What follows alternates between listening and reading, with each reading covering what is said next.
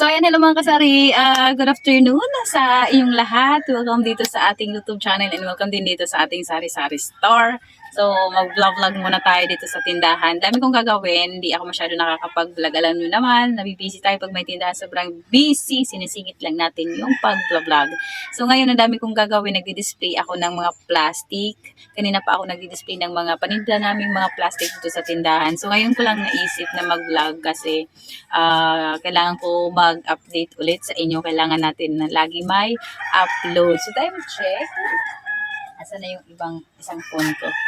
Time check. Yan, time check tayo. Oh, 3:14 na. Ngayon ay Sabado, November 29. Ay, palubat na tong aking phone na isa.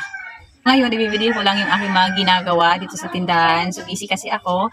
Di ko naman alam kung ano yung aking i-vlog. Pero naisip ko na lang na videohan yung aking mga ginagawa. So, ngayon ay nag-display ako ng mga plastic na paninda ko dito sa tindahan. I-share ko na lang sa inyo kung ano yung mga plastic na tinitinda ko dito sa aming sari-sari store. So, tara, samahan niyo muna ako mag-display ng aking mga panindang plastic. Ito yung i-display ko ngayon, tiny na pinakamura. So, ang size niya is tiny. Ayan, tiny. And yung kanyang tatak is pinakamura. So, bentahan ko nito dito sa tindahan namin is may dumaan.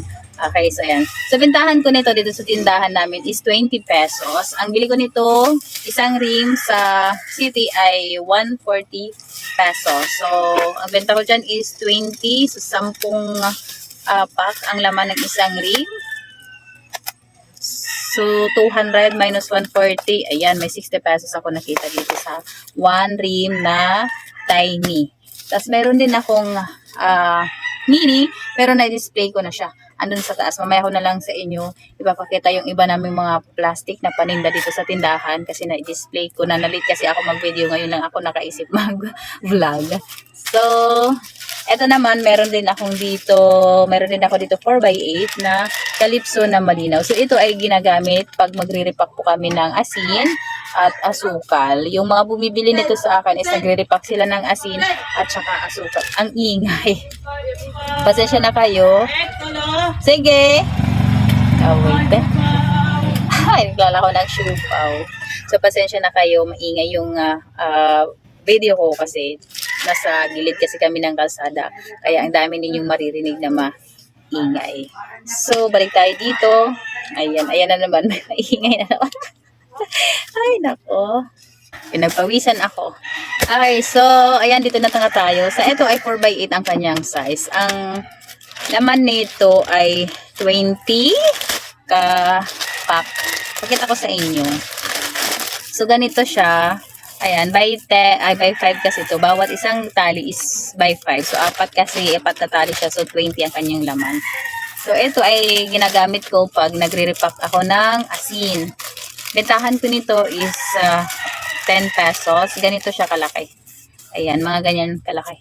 Mga bumibili nito sa akin is nagre-repack sila ng asin at saka asukal. Yung asukal nila ay tag 5 pesos yata yun. 5 pesos ba? So, dito nila nire-repack. Nakalimutan ko kung magkano bili ko ng isang rim. 145 ba to or 160? Di ko na-check yung resibo. Basta binibenta ko to ng 10 pesos. So, next ay itong wait, kuha nga ako ng upuan.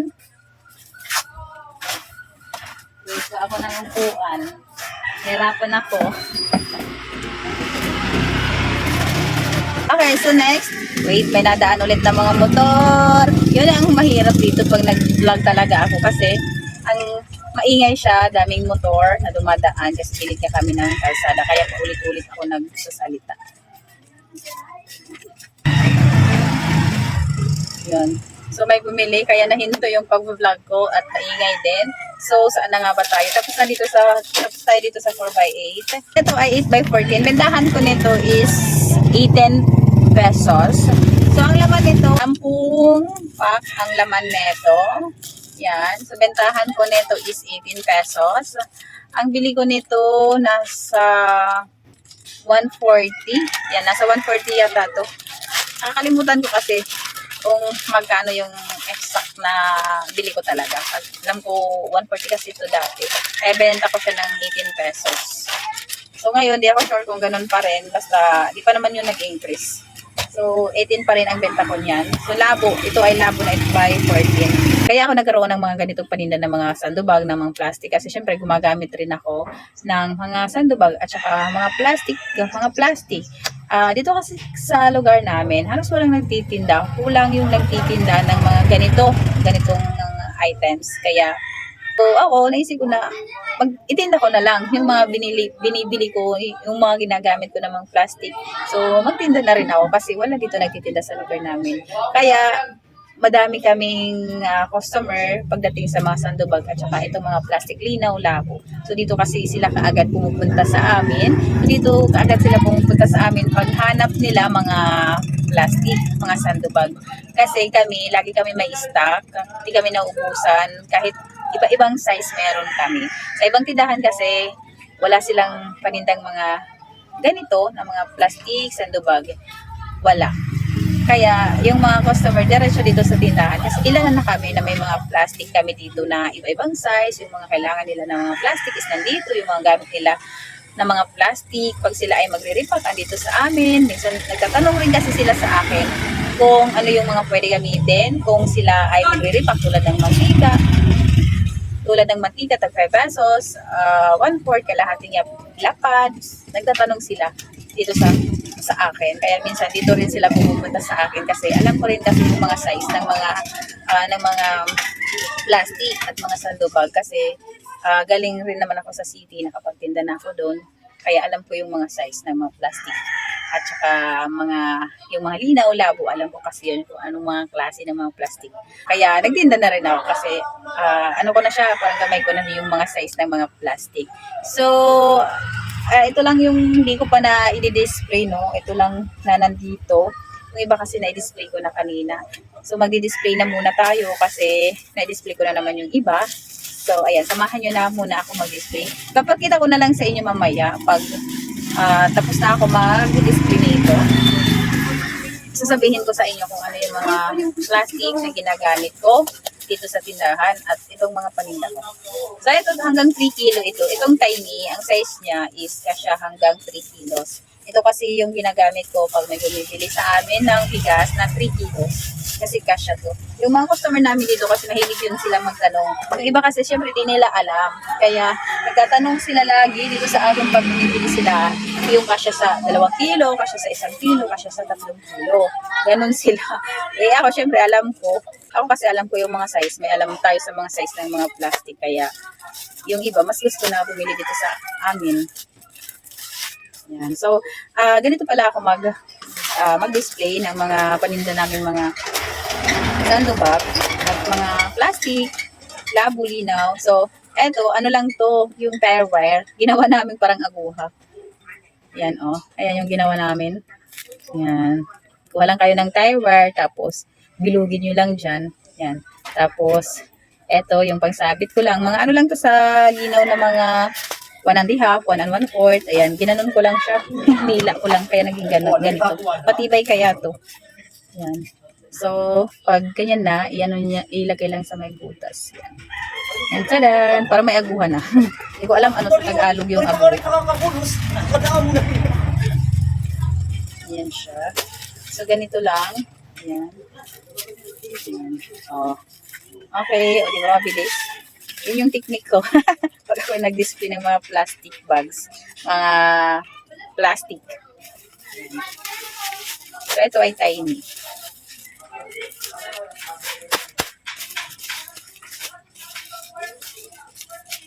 Ay!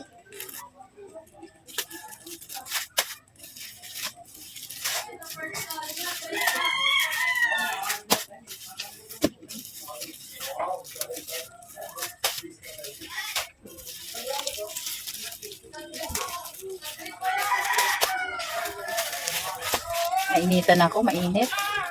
Hindi ako nagbukas ng ceiling fan namin kasi maingay. Mas lalong maingay pag binuksan ko pa yun. Maingay na nga yung mga nadaan.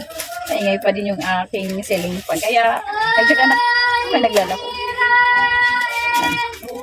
Dahil mapasok pa? Wait, bili tayo ng iraid. Ano ba Tagalog yung iraid? Palita. Bili tayo ng iraid. Against the light nga lang ako. Ayan. Ayan na yung bata. Hindi naman abot ka na yung tao camera. Pera, tagpera. Tag-10 po. Nagtatago sila. Hindi rin naman nakapag ka na iyo. Kaya against the light man ako nga doon. Di maladidi. Against the light na kasi nga doon dito iyo. Kapag ako iraid. Iraid. Ano ba sa Tagalog ang iraid? Tag 10 pesos. Dalawa bibilhin ko. Ano ba sa Tagalog ang iraid? Ano ba yun? Sa Tagalog. Suman? Suman ba? Hindi. Suman latik. Ito na. Ito yung tinatawag iraid dito sa amin. Yung mga Tagalog nito. Ano lang, mainit pa. Ganito siya kalaki. 10 pesos. Ano na yung mga bata? Ayaw nila magpakita. Nahiya sila. Nahiya sila. Yan. Ano ba Tagalog nito? Comment nga kayo anong Tagalog sa iraid. Basta iraid tawag dito sa amin sa Waray. Iba naman yung suman kasi dito sa amin, hindi ganito. Ano to kasi bilanghoy? Or ano ba? Kamuting kahoy. Okay? So, ito yung iraid. Ewan ko ano sa Tagalog to. Mainit! Sobrang mainit. Ito ay ano to gawa sa bilanghoy. Kain tayo. Ali mo daw. Ano nabili? Wala nga paso. Ariel?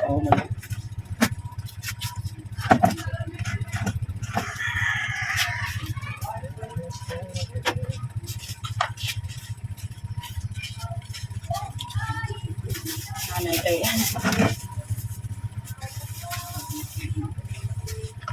Dalawang Ariel.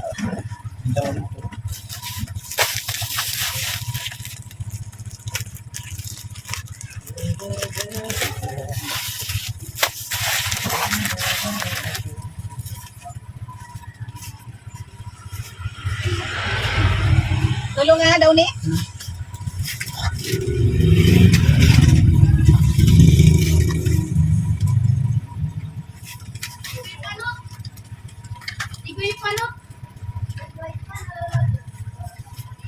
Ano pa? Amram. 19 duha 24. Aha. Di ba 18, 18, 24? Ang plastic ko pa man Di na? 62? 28.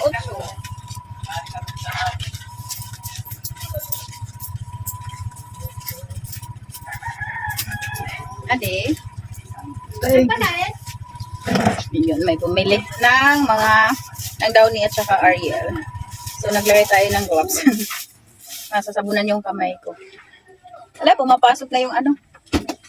Wait lang, lagyan ko ng cartoon. Ay, lagyan ko ng cartoon sa labas. Mas lalong naging against the light tayo. Napasok na yung ano, sikat ng araw dito sa tindahan.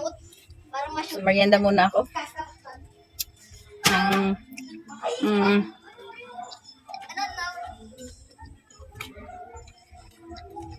Mainit pa, oh. Mausok pa. Naarawan na ako. Masarap. Gusto ko kasi ito pag mainit. Sarap.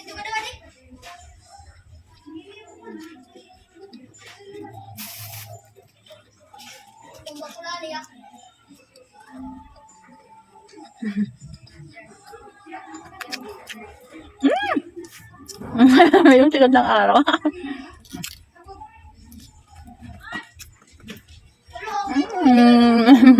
Sarap. Okay, so balik tayo. Nakapag-merienda na ako. Balik na sa trabaho natin. Kasi hapon na eh. Start na ng bilihan pa isa-isa. Okay, so ayan, nilagyan ko dito ng size, tapos presyo. Para kung ako yung, pero para kung iba yung magtitinda, alam na nila kung magkano yung presyo.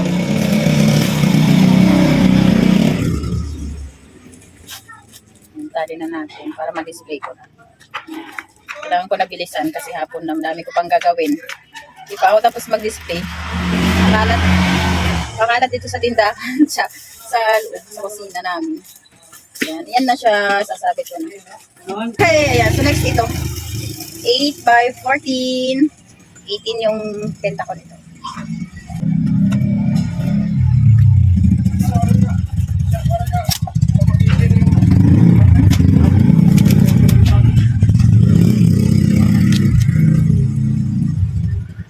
So, 8 by 14 yung next natin. Yes, 8 benta ko nito. Uy, ay, ano to, may free. May pasampol, may free. Oh. Dalawang 4 by 12, pero kunti lang yung laman. Oh, pwede na to. Magre-repack kasi ako ng sago at saka popcorn. Pwede na yun, magagamit din yun.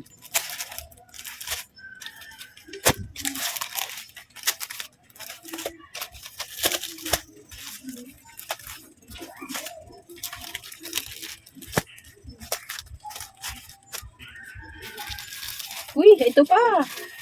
Mayroon pa free. Ayan. Oh, di ba? Apat. So, naka-apat tayo na free. 4 by 12. Pinibilisan na natin. Apo na.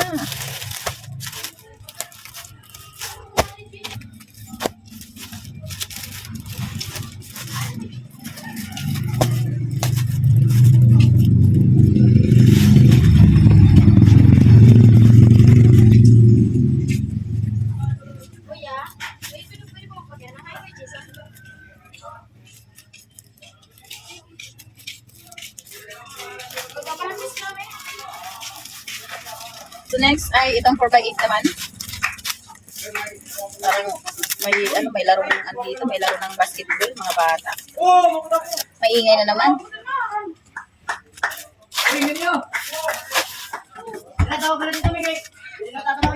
Okay.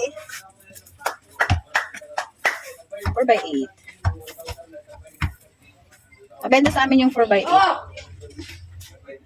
Kasi dami nagre-repack ng asin. Ito yung ginagamit nila. Asin at saka sa asukal. Kahit ako ginagamit ko to eh. Yung 4 by 8.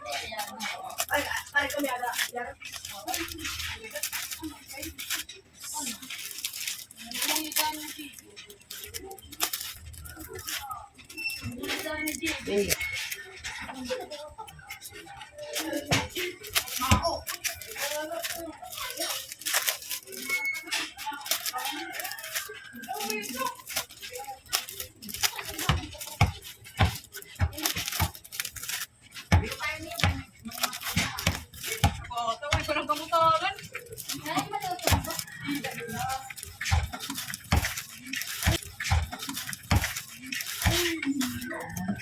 Ito yung sabon.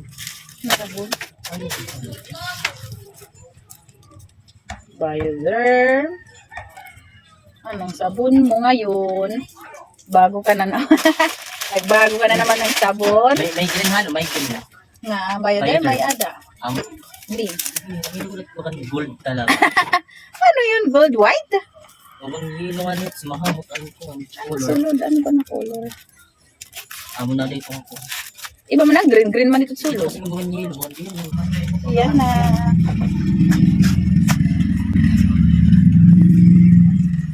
So, ito na yung mga paninda ko ng mga plastic bag. Kita niyo ba? So, ito yung tiny. Yan.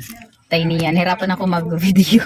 Ito yung tiny. Ito naman yung mini, tag 27. Ayan. Kasya yan hanggang 2 kilo.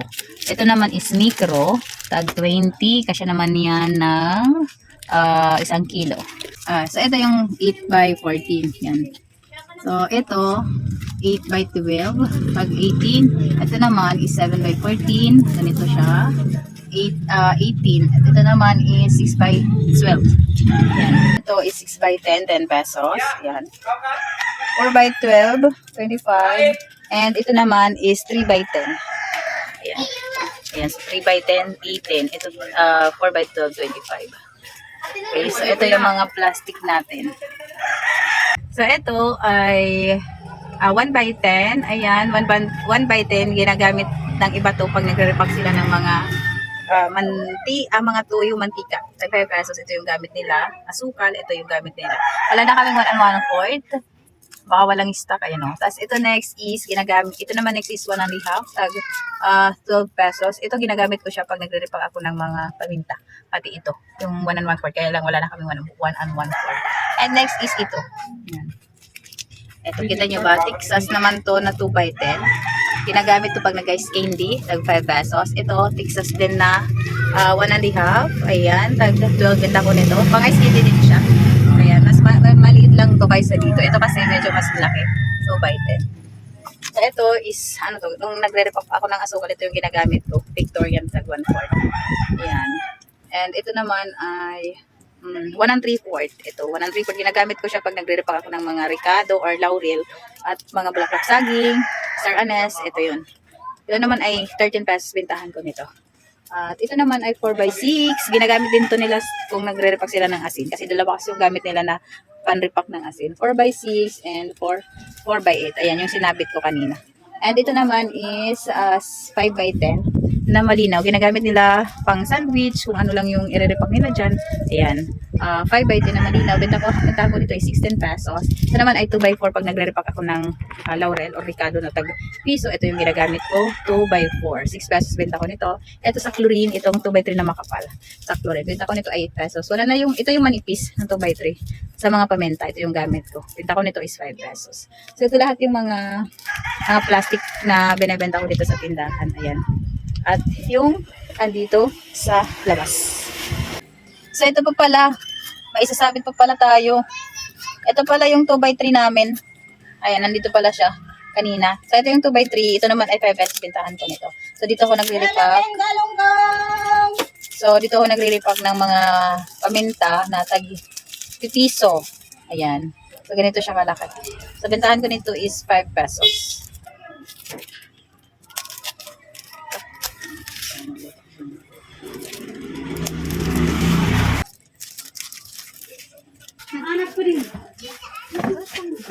Ay, sa wakas, natapos din. So, okay na yung mga plastic. So, next, iba naman yung tatrabahoin natin. So, mainit na. Naka-close pa yung aming, nakakapal pa dito sa labas. Pero mamaya tatanggalin ko na siya kasi hindi na siya mainit. So, dami ko pang gagawin. Ayan pa yung next na gagawin natin. Ayan, kita nyo ba? So, ayan yung next na gagawin natin. Medyo mahaba na yata yung video ko. Ihiwalay ko na lang. Ay, ito pa pala, mayroon pa pala dito. Ayan, mayroon pa pala dito. So, balik ko ulit yung ating tripod. Mayroon pa pala, akala ko tapos na. So, ito. Ito naman ay request ng aming customer. So, ito ay 2.5 by 10 na Texas. Ito siya. 2.5. Ayan. Asan yung size? 2.5. Ayan. Bentahan ko nito ay 610 pesos. Ito ay ginagamit pag ikaw ay nagtitinda ng mga palamig. So, ito yung ginagamit ng customer ko kasi request niya ay bumili daw ako ng 2.5 na ganito. Siya lang yung bumibili sa akin. Ilang kasi pwede rin naman i-ano ko to sa iba. 2.5. Plus? So, ganun. Ayan. 2.5 by 10. Uy, kung kaya nag-vlog. 2.5 Hello, guys. by 10. May nabili dito, nakalabas. Di pwede. Kamot na na. Last. Oo, nga sa kamay. Tagusa. Magkuta daw, tibig. Ano to lighter? Nanota daw. Oo. Wara-wara. 19.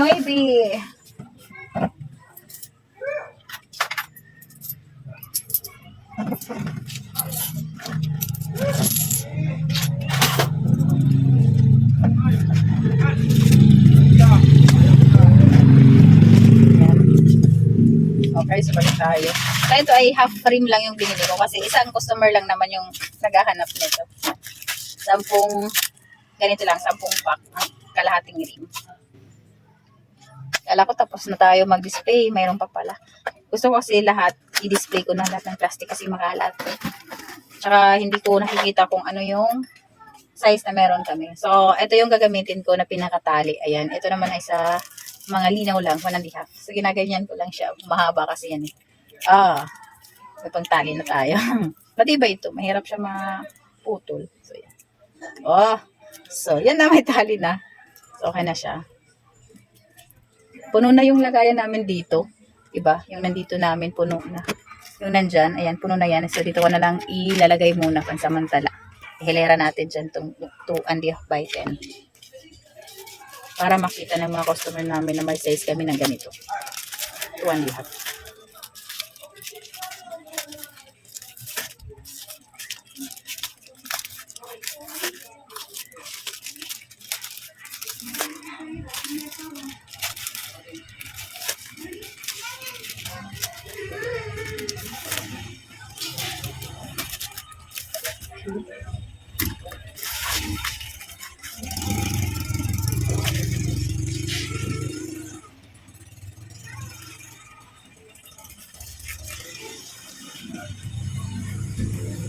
Walang nakasulat dito na, ay, okay lang pala. Kahit di ko nalagyan kung anong size. Nakasulat pala dyan na 2.5 eh. Kapit natin dito. Okay, so hapon na. So, na-display ko din yung mga panilo namin ng mga plastic. Maganda na dito. So, ang dami ko pang gagawin. Tanggalin ko muna yung trapa na nandun sa labas kasi wala nang araw. Yan. So, mamaya, magdi-display na naman tayo yung nasa likod ko. So, ito lang muna yung vlog ko ngayon. Dito ko na muna tatapusin yung vlog natin kasi hahaba yung video natin kung isabay ko itong aking pagdi-display ng mga groceries. So, ayan, ito lang muna yung share ko. So, maraming salamat sa inyong lahat dyan na nanonood sa aking mga video. Pa-subscribe kung hindi ka pa nakasubscribe, subscribe muna yung channel natin. Kung mahilig ka manood sa mga ganitong vlog about sa pagsasari-sari store. So, thank you for watching. See you sa next vlog. Bye-bye. Buksan ko pa kasi yun. Wala nang sikat ang araw. Nagmamadali na tayo. Bye-bye!